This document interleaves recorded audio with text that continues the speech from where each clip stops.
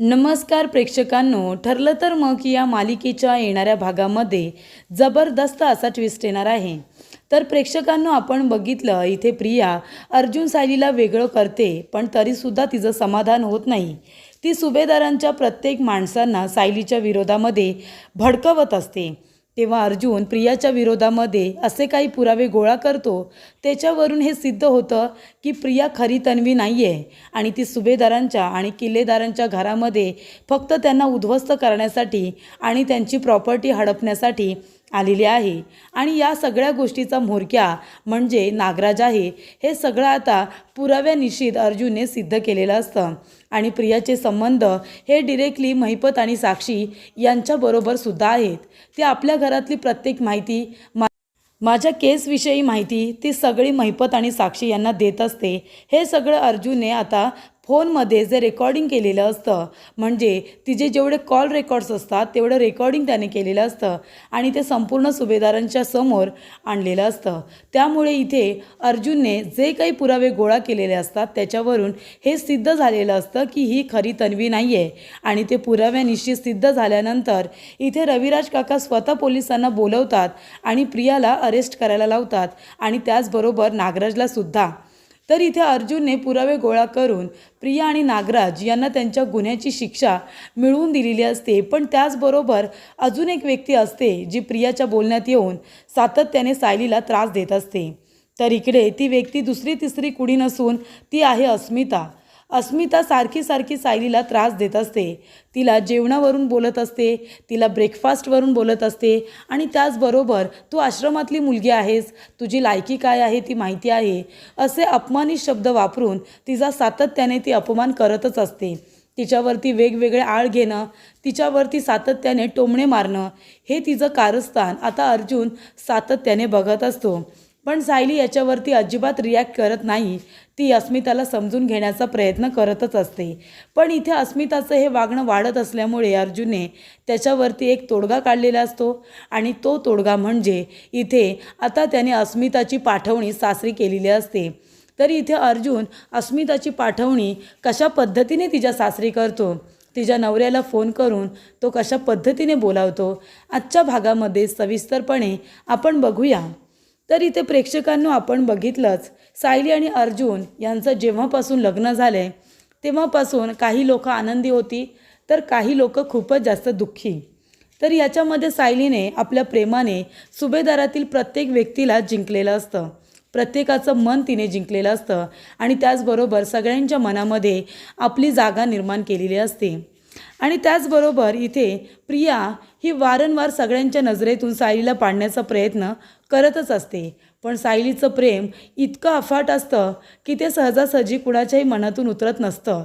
पण एक अस्मिताच अशी असते, ती खूपच जास्त हलक्या कानाची असते। ती प्रियाच्या बोलण्याला लगेच भाळत असते। प्रिया जे काही बोलते ते तिला खरंच वाटत असतं।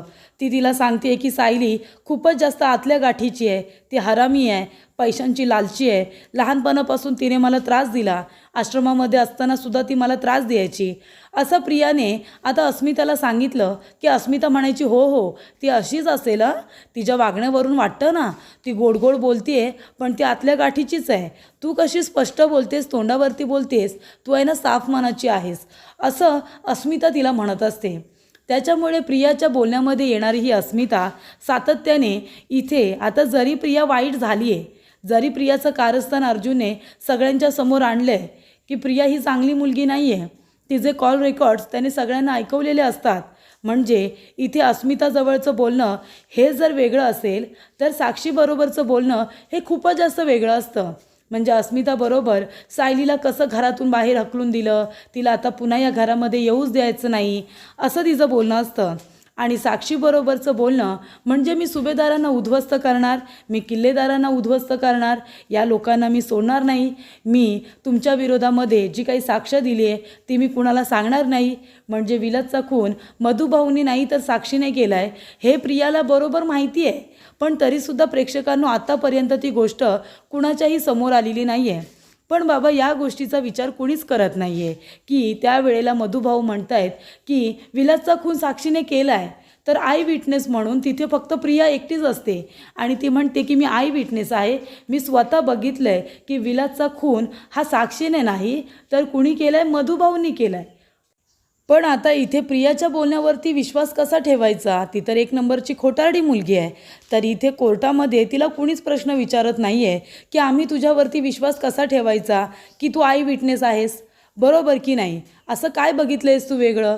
तू म्हणतेस की विलासचा खून मधुभाऊंनी केला आहे, मधुभाऊ म्हणतात की नाही साक्षीने केला आहे. मग तुझ्याकडे काय पुरावा आहे की मधुभाऊंनीच खून केला आहे, बरोबर की नाही? तेव्हा इकडे आता आय विटनेस म्हणून तू खोटंसुद्धा बोलत असशील, असं पण होऊ शकतं. पण नाही, सगळेजण प्रियावरतीच विश्वास ठेवत आहेत की ती बरोबर बोलते, साक्षीने नाही खून केला आहे, मधुभाऊने केला आहे. त्यानंतर इथे प्रेक्षकांनो आता प्रियाचं कारस्थान हे उघडकीस आलेलं असतं. इथे महिपत तिला धमकी देत असतो की सुभेदारांच्या इथे राहतेस, त्या अर्जुनबरोबर प्रेमाचं नाटक करता करता आपला प्लॅन इथे विसरून जायचं नाही. आपला प्लॅन काय आहे? सुभेदारांना उद्ध्वस्त करायचं, किल्लेदारांना उद्ध्वस्त करायचं आणि त्यांना पार रस्त्यावरती आणायचं. ही त्यांची भाषा आता अर्जुनने ऐकलेली असते. पण हे सगळं घडत असताना एका गोष्टीचा खुलासा प्रेक्षकांनो झालेला नसतो, ते म्हणजे सायली ही खरी तन्वी आहे. म्हणजे हे आता किल्लेदारांना सुभेदारांना कळलेलं असतं त्यांच्या बोलण्यातून की प्रिया खरी तन्वी नाही आहे, पण सायली खरी तन्वी आहे, हे सुद्धा अजून समोर आलेलं नाही आहे. पण ज्या दिवशी अर्जुन आता हे सगळं कारस्थान प्रियाचं सगळ्यांना ऐकवतो तेव्हा सगळ्यांना कळतं की प्रिया एक खोटारडी मुलगी आहे.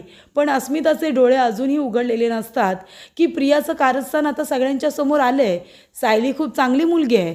जर ही प्रिया महिपतसारख्या माणसाला भेटली असेल तर ती कितपत चांगली असणार, ती कितपत योग्य आहे, ती कितपत योग्य बोलते, या गोष्टीचा ही कमी डोक्याची अस्मिता विचारच करत नाही.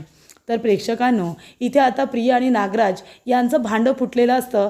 हे सगळं नागराजने केलं, प्रॉपर्टीसाठी केलं, हे सुद्धा सगळ्यांना कळलेलं असतं. त्याच्यामुळे इथे रविराज काका स्वतः पोलिसांना बोलवतात, प्रियाचं थोबाड फोडतात. त्याचबरोबर रविराज काका नागराजच्या सुद्धा चांगली कानाखाली वाजवतात आणि त्यांना म्हणतात की प्रॉपर्टीसाठी माझा भाऊ एवढा खालच्या पातळीला जाईल या गोष्टीचा मी कधी विचारच केला नव्हता. मी माझी अर्धी प्रॉपर्टी माझ्या मुलीच्या नावावरती करणार आहे, मान्य आहे. अरे पण मी सगळी तर प्रॉपर्टी बोललो नव्हतो ना.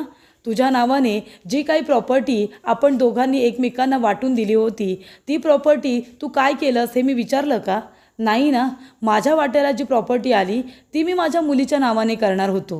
तर इकडे रविराज काका म्हणतात तरीसुद्धा मी तुला वारंवार पैसे देत होतो, माझ्या प्रॉपर्टीमधली सुद्धा अर्धी प्रॉपर्टी मी तुला देणारच होतो. मग हे सगळं कारस्थान कशासाठी? जे तू केलंस ते योग्य नव्हतं आणि नागराजला सुद्धा त्याच्या इथे कृत्याची शिक्षा मिळालेली असते. दोघेही खडी फोडायला गेलेले असतात. एवढं सगळं घडल्यानंतर इथे एक गोष्ट सुभेदारांच्या लक्षात आलेली असते की सायलीला उगाचच आपण घरातून हकलून दिलं. म्हणजे जरी त्यांचं कॉन्ट्रॅक्ट मॅरेज असेल, अर्जुन सायली म्हणताय तसं त्यांचं लग्न खरं आहे, म्हणजे ते खरंच आहे. कारण त्यांनी मंदिरामध्ये सगळ्या रीतिरिवाजाप्रमाणे रूढी परंपराने त्यांनी लग्न पार पाडलेलं असतं. कारण अर्जुनला माहिती होतं की सायली ही कशी मुलगी आहे. म्हणजे खरोखर लग्न झाल्याशिवाय सायली अर्जुनच्या घरामध्ये कम्फर्टेबल राहणार नाही हे त्याला माहिती होतं. आणि प्रूफसुद्धा असावेत की मंदिरामध्ये आम्ही खरोखर लग्न केले. पुढे जाऊन जर कुणी याच्यावरती ॲक्शन घेतली किंवा कुणाला आमचं लग्न हे कॉन्ट्रॅक्ट आहे हे जर कळलं तर निदान आमच्याकडे रजिस्टर असावं की आम्ही मंदिरामध्ये लग्न केले, म्हणजे हे लग्न कायद्यात बसत नाही असा त्याचा अर्थ होणार नाही. तर इथे अर्जुनने सुद्धा चांगलं डोकं वापरून मंदिरामध्ये अगदी रीतिरिवाजाप्रमाणे लग्न केलेलं असतं. म्हणून तो ठामपणे म्हणत असतो की आमचं लग्न खरं आहे. त्याच्यामुळे आपण यांना एकमेकांपासून वेगळं करायला नकोच होतं. जरी पण ते दोघेजणं कॉन्ट्रॅक्ट मॅरेज असू दे किंवा खरोखर लग्न असू दे, ते दोघं म्हणत आहेत की आमचं एकमेकांवरती प्रेम आहे आणि आम्हाला दोघांना एकत्र राहायचं आहे. तर आपण काय एवढा रामाठामा केला? आपण काय एवढा त्यांना एकमेकांपासून वेगळं करण्याचा आटापिटा केला? असं सगळंच आता इथे रविराज काका त्याचबरोबर पूर्णाजीला समजावून सांगत असतात, कल्पनाला समजावून सांगत असतात. प्रतिमासुद्धा तेच म्हणते की सायली वाईट मुलगी नाही आहे. एक गोष्ट तीसुद्धा अर्जुनच्या सांगण्यावरून तिने तुमच्यापासून लपवली, तरीसुद्धा ती अर्जुनला म्हणत होती की घरच्या लोकांना सांगा, त्यांची फसवणूक करू नका. आणि अर्जुन हे सगळं स्वतः तुम्हाला सांगतोय तरीसुद्धा तुम्ही सायलीला एवढं चुकीचं का समजलात? सायली तर खरंच खूप चांगली मुलगी आहे. हे सगळं आता समोर येतं. त्याचबरोबर मधुभाऊने सुद्धा अर्जुनचे एफर्ट्स बघितलेले असतात की त्याने कशा पद्धतीने मधुभाऊंचा इतका राग सहन करूनसुद्धा सायलीसाठी तो चाळीमध्ये सारखा सारखा जायचा आणि तो पटवून देतो की हे सगळं कारस्थान प्रियाने केलं होतं. आम्ही दोघेजणं तर एकमेकांवरती प्रेम करतो, आम्हाला दोघांना तर एकत्र राहायचंच आहे, पण प्रियामुळे आम्ही दोघंजणं वेगळे झालो. आम्हाला तुम्हाला कुणालाच दुखवायचं नव्हतं. आमचं प्रेम खरं आहे, म्हणून आम्ही तुम्हाला सगळ्यांना न दुखवता आम्हाला एकत्र यायचं आहे. पण तुमच्या परवानगीने, तुमच्या मनामध्ये आता कुठलाही कपट नको आहे, कुठलंही असं आमच्याबद्दलचं मत तुमचं वाईट नको आहे. आम्हाला तुमचा सगळ्यांचा आशीर्वाद हवा आहे, असं अर्जुन म्हणतो. तेव्हा मधुभाऊंनी आता विचार केलेला असतो की मी एवढा त्याचा अपमान केला, एवढा त्याचा इन्सल्ट केला, सारखं सारखं त्याला घरातून हकलून दिलं, त्याच्या तोंडावरती दरवाजा बंद केला, तरीसुद्धा अर्जुनने मागे हटला नाही, त्याने कमीपणा मांडला नाही, त्याने माझ्या बोलण्याचा राग मांडला नाही आणि सारखा इथे फक्त सायलीची एक झलक बघता यावी म्हणून तो येत होता, माझी मदत करत होता, माझा राग सहन करत होता, कारण माझं मत परिवर्तन करण्यासाठी, आणि ते त्याने केलेलं असतं. तेव्हा मधुभाऊ म्हणतात की अर्जुनसारखा मुलगा माझ्या सायलीला शोधूनसुद्धा सापडणार नाही, कारण त्या वेळेला काही असू दे, पण आता त्या दोघांचं इतकं एकमेकांवरती प्रेम आहे की ते दोघंजणं आमचा रागसुद्धा सहन करतायत फक्त त्यांच्या प्रेमासाठी. आणि यापेक्षा वेगळं अजून काय असू शकतं? यापेक्षा वेगळं काहीच असू शकत नाही की त्या दोघांचं एकमेकांवरती खूप प्रेम आहे. त्याच्यामुळे त्या दोघांनी एकत्र राहिलंच पाहिजे हे आता मधुभाऊंना कळलेलं असतं. म्हणून ते अर्जुनला म्हणतात की सायलीचा हात तुझ्या हातात घे आणि तिला घेऊन जा. आणि आता सुभेदारांच्या घरी सायली आलेली असते. सगळेजण स्टार्टिंगला थोडे थोडे रागवलेले असतात, पण सगळ्यांचं मन इथे सायली जिंकण्याचा पूर्वीप्रमाणेच प्रयत्न करत असते. ती सगळ्यांना सांगत असते की माझी नाती खोटी नव्हती, तुमच्याबरोबर, तुमच्या प्रत्येकाच्या बरोबर जे माझं नातं होतं पूर्णाजीबरोबर, मी नातसून जरी होते तरी नातीप्रमाणे माझं तुमच्याबरोबर नातं होतं. आईंजवळ एका मुलीप्रमाणेच माझं नातं होतं. बाबांबरोबर जरी ते माझे सासरे असले तरी मला वडिलांसारखे होते, मी त्यांना मुलीसारखीच होते. आणि अश्विन भाऊजी, तुम्ही तर माझे दीर नाही तर मला भावासारखेच आहात. आणि अस्मिताताई माझा कितीही राग करत असल्या तरीसुद्धा त्या माझ्यासाठी मला बहिणीसारख्याच आहेत. आणि त्याचबरोबर विमलताई या मला मोठ्या बहिणीसारख्या आहेत, असं सायली सातत्याने सगळ्यांना सांगते. आणि ती नुसती बोलत नाही तर आपली नाती जोडण्याचा पुरेपूर प्रयत्न करत असते. पण हे प्रयत्न अस्मिताला दिसत नसतात. प्रिया इतकी कारस्थानी मुलगी होती हे कळूनसुद्धा अस्मिता सायलीचा रागच करत असते. ती म्हणत असते, तू पुन्हा इथे का आलीस? गेली होतीस ते बरं होतं, जेवण असंच का बनवलंस, कुणाला विचारून बनवलंस? हे टोमणे तिच्यावरती सारखे सारखे ती मारतच असते. अस्मिता सायलीचा खूप राग करत असते, तिला सळो की पळो करून सोडलेलं असतं. इतके सायली प्रयत्न करत असते अस्मिताचं मन जिंकण्यासाठी, पण अस्मिताचं मन इतकं दगडाचं त्या अजिबातच इथे आता तिच्या मनाला, तिच्या हृदयाला पाझर फुटत नसतो. सायलीचे प्रयत्न तिला खरंच दिसत नसतात. इथे सायली आणि अर्जुन यांनी किती आणि काय काय सहन केलं आहे त्या घरामध्ये. तर इथे सायलीने स्टार्टिंगलासुद्धा जेव्हा ती अर्जुनबरोबर लग्न करून त्या घरात जाते तेव्हासुद्धा तिने खूप परीक्षा दिलेली असते. सगळ्यांची मनं जिंकेपर्यंत खूप उशीर झालेला असतो, पण तिने ते काम केलेलं असतं. पण इथे अस्मिता एकमेव अशी मुलगी असते हलक्या कानाची, जिला सायलीचे चांगले गुण दिसतच नाही. तिला फक्त तिच्यामध्ये वाईट गुण दिसत असतात. ते पण वाईट गुण हे तिने तिच्या दृष्टिकोनातून तयार केलेले असतात. सायलीमध्ये वाईट गुण असा काहीच नाही आहे. जर तिचा वाईट गुण कुठला असेल तर तो अति चांगुलपणाचा गुण, म्हणजे ती खूपच जास्त चांगली आहे. म्हणजे जरी तिला कोणी वाईट बोलत असेल, तिच्याबरोबर वाईट वागत असेल, तरीसुद्धा सायली रिॲक्टच करत नाही. हा तिचा वाईटच गुण आहे. इथे अस्मिताला त्याची जाणीव तिने करून दिली पाहिजे की बाबा तू माझ्याबरोबर चुकीचं वागतेस, तुझा माझ्याबद्दलचा समज चुकीचा आहे. आणि तो समज चुकीचा आहे हे ती तिला तिच्या प्रेमाने जाणून देण्याचा प्रयत्न करत असते की मी तुम्हाला जितकी वाटते तितकी वाईट नाही आहे. पण तरीसुद्धा सायली काही ऐकायला तयार नसते. तेव्हा अर्जुन इथे आता घरातल्या लोकांबरोबर बोलतो आणि अस्मिताच्या नवऱ्याला फोन करतो आणि त्यांना बोलावून घेतो आणि म्हणतो की जीजू, तुम्हाला येऊन आता 2-3 महिने झाले. अस्मिताताई तुम्हाला फक्त भेटायला येते आणि पुन्हा ती आमच्याकडे परत येते. पण आता तुमच्या बायकोला घरी घेऊन जा. तुमच्या बायकोची तुम्हाला आठवण येत नाही का? आणि त्यांना इथे सायलीने छान असं जेवण वगैरे बनवलेलं असतं. सगळेजण एकत्र जेवतात आणि म्हणतात की अस्मिताताई बघ, जीजू तुला घ्यायला आलेत, तुला तुझ्या घरी जायचं नाही आहे का? अगं तुझं तुला सासर आहे, तुझे सासू सासरे आहे, तुझा एवढा चांगला नवरा आहे, त्यांना सोडून तू इथे आमच्या घरी आता अजून किती दिवस राहणार आहेस? अगं तू जेव्हा जेव्हा येशील तेव्हा तुझं माहेर म्हणून सगळेजण तुझं स्वागत करतीलच, पण आता तुझ्या सासरच्या लोकांनासुद्धा तुझी गरज आहे, हो की नाही जीजू? तेव्हा तिचा नवरा सचिन म्हणत असतो की अगदीच बरोबर. अगं मी तुला किती वेळा फोन केला की घरी परत ये म्हणून, तू फक्त भेटायला येतेस आणि पुन्हा इकडे निघून येतेस, याला काही अर्थ आहे का? तेव्हा या वेळेला फक्त सचिनच नाही तर सचिनचे आईवडीलसुद्धा आलेले असतात आणि ते म्हणतात की अस्मिता अगं चल बाळा, आम्हालासुद्धा वाटतं की आमच्या सुनेने आमच्याबरोबर राहावं आणि तू कामं नको करू गं, कामासाठी आम्ही तुला बोलतो का यायला?